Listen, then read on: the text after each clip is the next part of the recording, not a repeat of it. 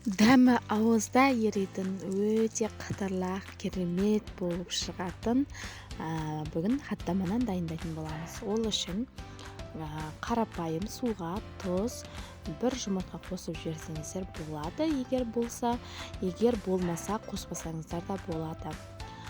Және де бір зуала қамыр илеміз, кәдімгі обычный қамыр. Одан кейін оны тындырып қоямыз.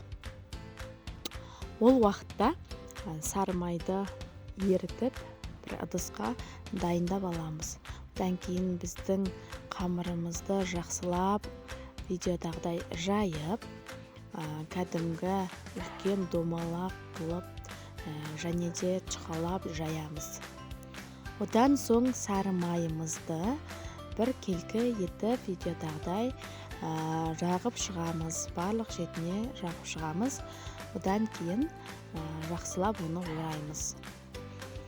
Өте керемет болып шығады, өте қытырлақ, дәмі де ерекше болады.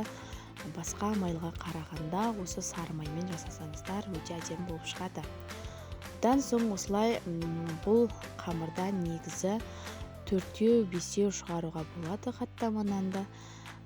Осылай орап, бір ұшын астына қарай тығып жібересіздер. Одан кейін жақсылап чұқалап жаямыз. Өте чұқа болады. 2-3 сантиметрдей қатты чұқа болып кетпесін. Чұқалап жайған соң табамызға кәдімгі пісте май құйып жақсылап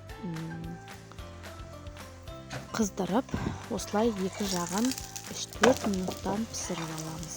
Астын баяу отта пісіреміз. Осындай қытырлақ өте керемет болып шығады. Баршаңызға ас болсын, жасап көріңіздер. Сіздермен бірге болған Таңшолпан менің каналыма тіркеліп, лайк басып кетіңіздер. Алда әлі керемет рецепттер шығатын болады. Рахмет!